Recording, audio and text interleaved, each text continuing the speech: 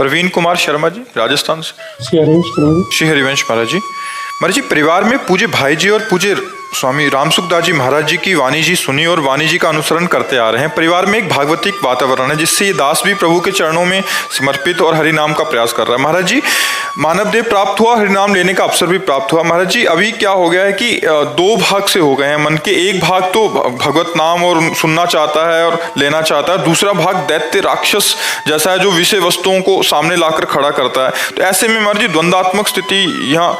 भजन के बल से उस आसुरी भाव का नाश कर दो। बहुत अच्छे बच्चे हो जो अपने मन को देख पा रहे हो। इसमें दोनों भाव है, सुमति और कुमति।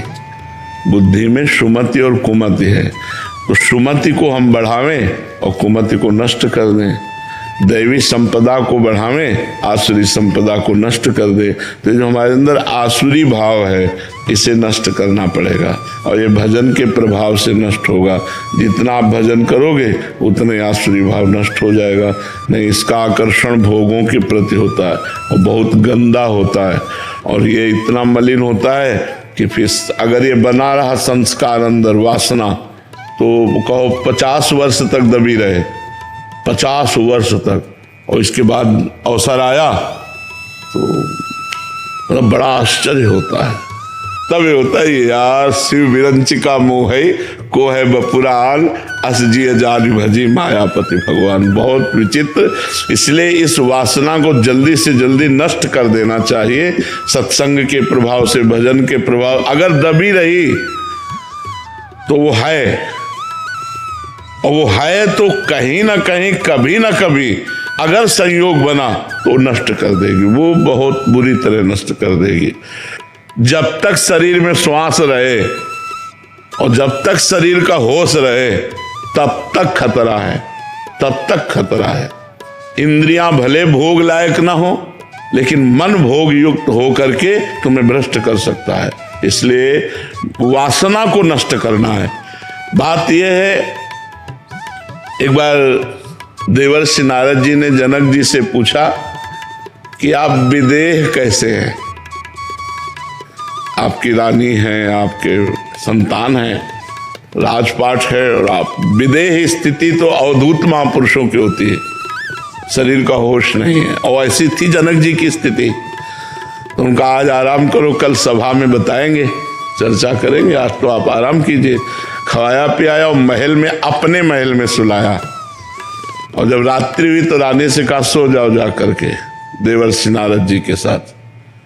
तो आज्ञा का पालन हुआ तो गए सो। जब उन्होंने देखा कोई स्त्री आके सो, तो वो खसके दीवाल की तरफ, और खसके। जब दीवाल मिली तो दीवाल की तरफ करवट करके वो कुछ बोले नहीं। थोड़ी देर में उठी चली गई वो। सुबह नारद जी गए और जनक जी से कहा कौन स्त्री को भेजा, क्योंकि आपके महल में आपकी आज्ञा के बिना स्त्री नहीं जाएगी। तो क्या हुआ महाराज? बोले मैं देखा कि स्त्री है तो खसक गए। फिर क्या हुआ? वो भी खसकी हमारी तरफ। फिर क्या हुआ? बोले दीवाल मिल गई तो दीवाल की तरफ मुंह करके लेट गए। बोले फिर मुझे शांति मिली। तो बोले स्त्री को दीवाल क्यों नहीं समझ लिया? दीवाल को दीवाल समझ लिया और स्त्री को स्त्री समझ लिया।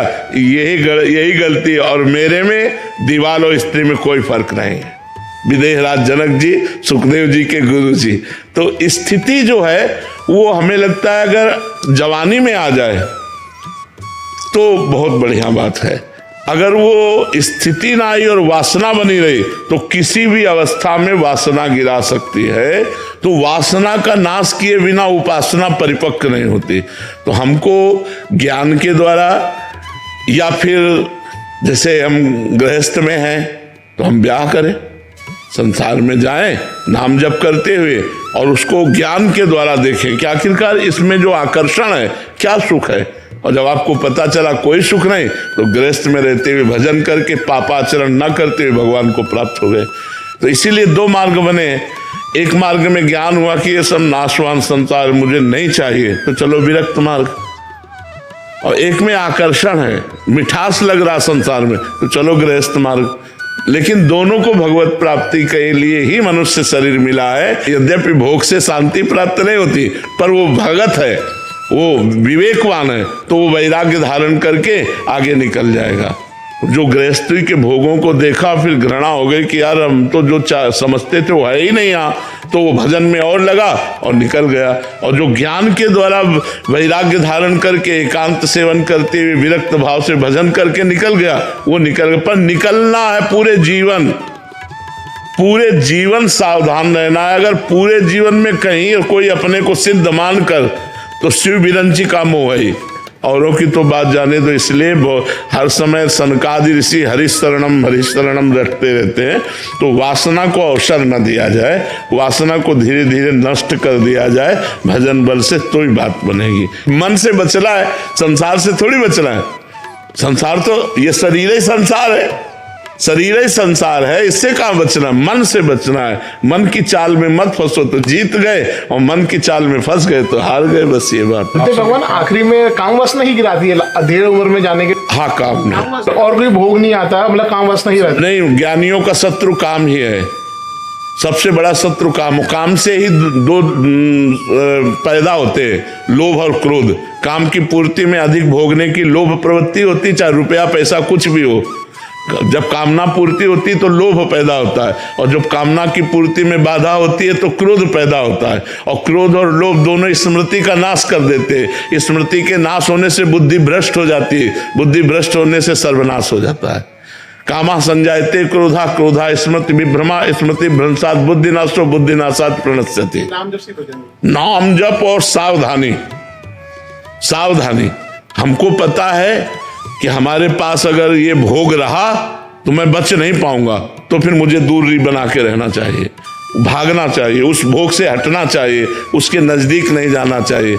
और जब भगवान की कृपा से पता चल गया कि अब शांति हो गई, तो फिर भय की कोई बात ही नहीं। जैसे हम अपनी बहन के पास कैसे बैठते हैं, हम अपनी बेटी के पास कैसे बैठते हैं, बिल्कुल निर्भय होकर बैठते हैं, कोई भय थोड़ी लगता है, क्योंकि वो मेरी बहन है, वो मेरी बेटी। ऐसे सब माताएं बहनें जब हमारी दृष्टि में आ जाएं कि हमारी श्री जी है, हमारी श्री जी की सखियां हैं, तो कोई परेशानी नहीं। जब तक भोग्या स्त्री दिखाई दे रही है तब तक भयानक दोष है, और ये दोष कभी भी कहीं भी किसी को भी गिरा सकता है। इसलिए बचने की आवश्यकता है, और बच गया तो जीत गया। बचाने वाले भगवान ये करो सदा तिनके रखवारी, जिमि बालक राखे महतारी। तो भगवान बचाते हैं, नहीं तो सबके जीवन में एक मोड़ ऐसा आता है जहां गिरने के चांस होते हैं, वहीं भगवान। सीम की चाप सके को तासु, बड़ रखवार रमापति जासु। भगवान जिसके रक्षक है वही बच पाता है, नहीं तो मिट्टी में मिला दे, ऐसी माया है, सब मिट्टी में मिला दे, किया कराया सब चौपट कर दे।